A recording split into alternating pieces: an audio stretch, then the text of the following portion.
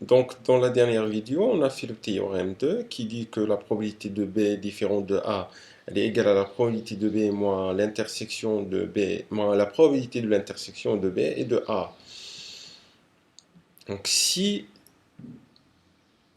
A il est inclus dans B, comme le cas ici, on a l'événement B, on a l'événement A, il est inclus dans B.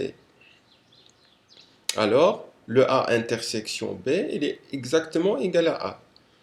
L'intersection de A et de B, de A et de B est exactement A. Parce que A, il est inclus dans B. Donc l'intersection des deux, elle est égale à A.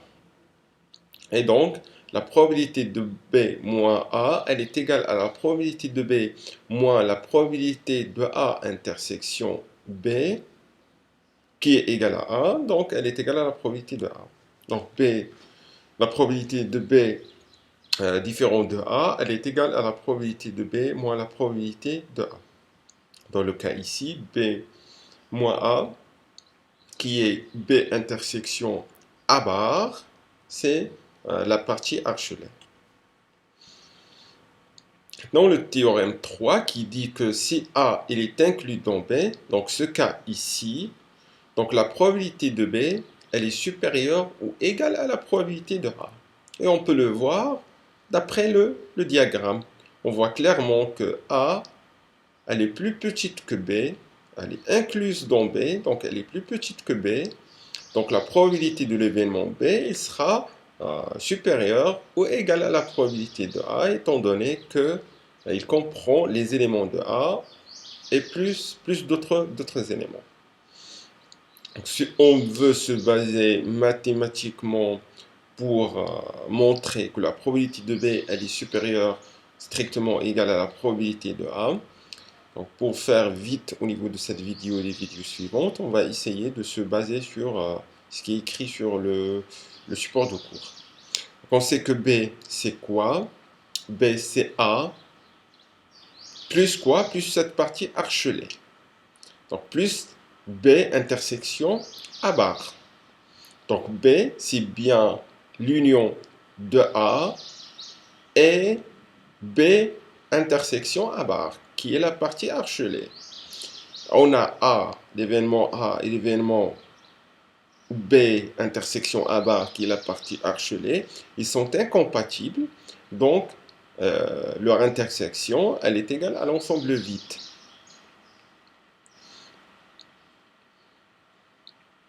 Donc A et l'événement A bar intersection B sont incompatibles.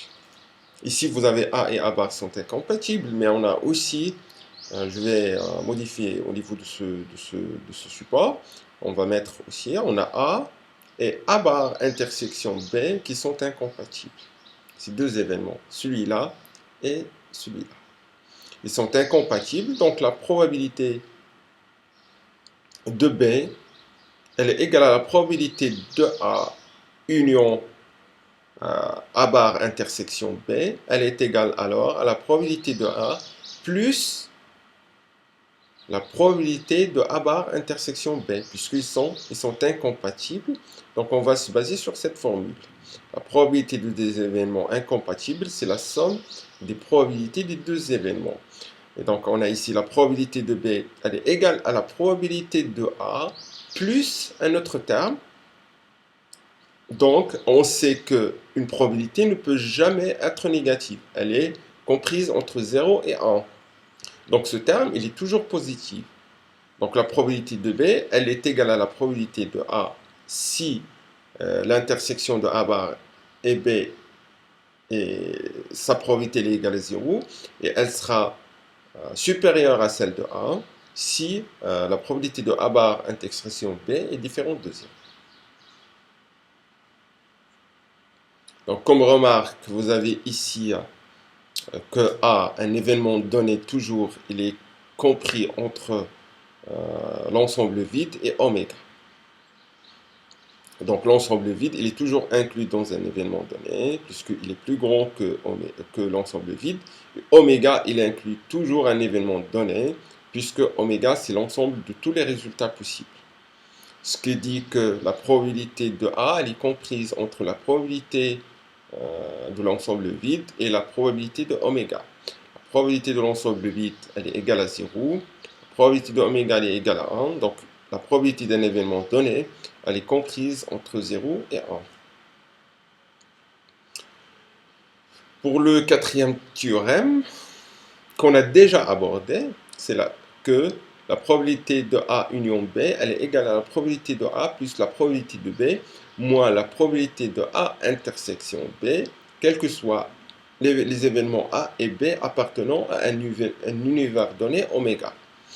Donc on a vu que si les deux événements sont incompatibles, la probabilité de A union B, elle est égale à la probabilité de A plus la probabilité de B, puisque ce terme sera égal à 0. Donc, on a montré cette formule en se basant sur ce diagramme-là, diagramme de Venn. Donc, on a dit que si on a deux événements donnés,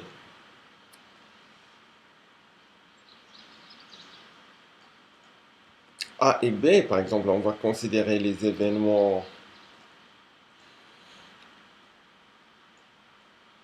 Donc, on va considérer deux événements, A et B.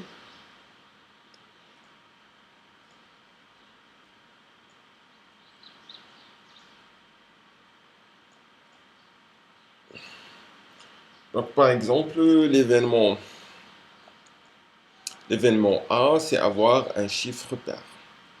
2, 4 ou bien 6. Je vais écrire ça avec une autre couleur. On va mettre ici l'événement B. On va écrire les éléments avec la même couleur. Donc ici l'événement A, c'est avoir un chiffre pair. Avoir un chiffre pair, c'est avoir le chiffre 2, 4 ou bien 6. L'événement B, c'est avoir un chiffre qui est égal à 4 ou bien supérieur. Donc ça sera les éléments 4, 5 et 6. C'est le cas d'un D pour faire simple. Les éléments restants, c'est 1 et c'est 3. Donc l'événement A, rappelez-vous, c'est avoir un chiffre pair. Donc c'est 2, 4 ou bien 6. L'événement B, c'est avoir un chiffre supérieur ou égal à 4. Donc 4, 5 ou bien 6. Donc maintenant, on veut calculer la probabilité de l'union de A intersection B. Donc on sait que la probabilité d'un événement donné, par exemple C, elle sera égale au cardinal de C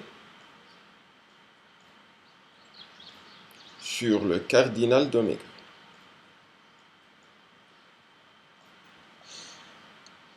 Ça d'un côté. Donc on va considérer l'ensemble A union P. C'est quoi l'ensemble union A union P? Il est composé de quoi?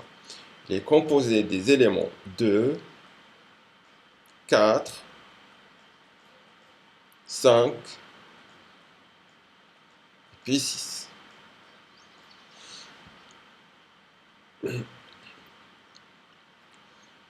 Donc si je veux calculer le cardinal, donc le cardinal de A union P, il est égal à 4.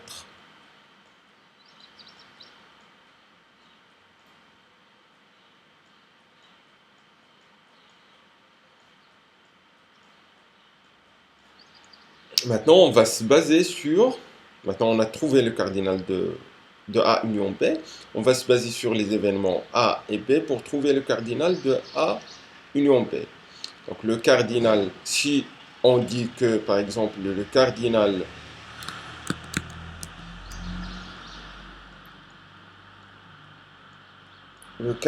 de A union B,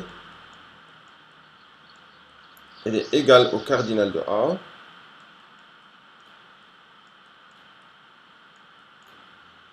moins le cardinal de B. Le cardinal de A, il est égal à combien? Donc A, il comprend trois éléments. Un plus ici. Plus L'élément B, il comprend combien? 3 éléments. Donc je vais tomber sur une valeur qui est égale à 6. Donc c'est erroné. Pourquoi? Parce qu'on a compté le 4 et le 6 deux fois. Donc on l'a compté, quand on a compté le nombre d'éléments de A, ici, et on l'a recompté encore dans les éléments de B, quand on a calculé le cardinal de B. Donc on a compté le 4 et le 6 deux fois. Le 4 et le 6, il représente quoi? C'est l'intersection de A et de B. Donc je dois mettre ici, moins le cardinal. Donc moi le cardinal de A, je vais écrire en haut, intersection B. Et le cardinal de A intersection B, c'est 2. Donc on va mettre moins 2 ici, moins 2 ici, et ça donne exactement 4. Donc on a dit le cardinal, comment je vais utiliser l'autre signe, le cardinal de A intersection union B, il est égal au cardinal de A plus le cardinal de B moins le cardinal de A intersection B. Donc si je divise le tout par le cardinal de oméga, je garde l'égalité.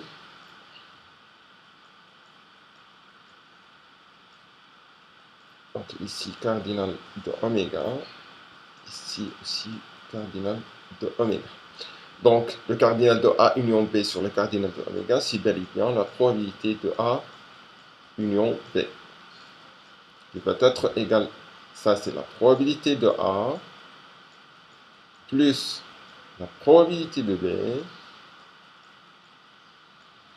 moins la probabilité de A intersection B. L'explication que vous avez sur les diapos du cours, le support du cours, c'est que CA intersection B, elle est égale à l'ensemble vide.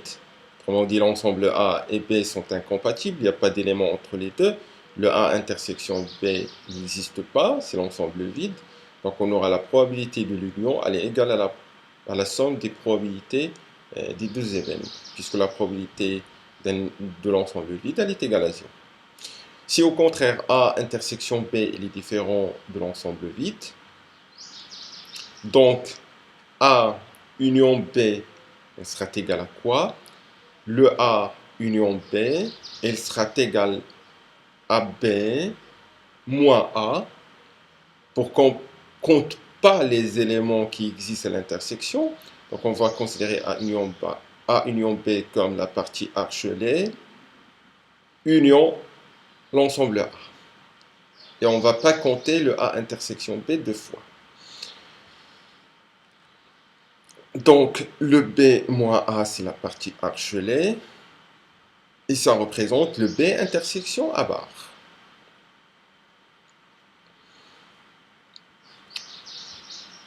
Donc, on a le B moins A. Il est incompatible avec l'ensemble A, puisqu'il n'y a pas d'éléments, des éléments qui se ressemblent dans les deux événements, ou bien dans les deux sous-ensembles. L'ensemble A, on parle de l'ensemble A et de l'ensemble B intersection A bar, ou bien B moins A. Donc ils sont incompatibles.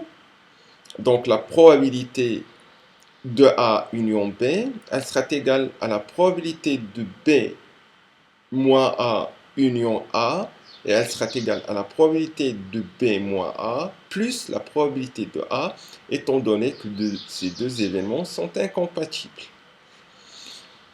Donc, et d'après la théorème 2, on sait que la probabilité de B moins A, c'est quoi? C'est la probabilité de B moins la probabilité de l'intersection de B et de A.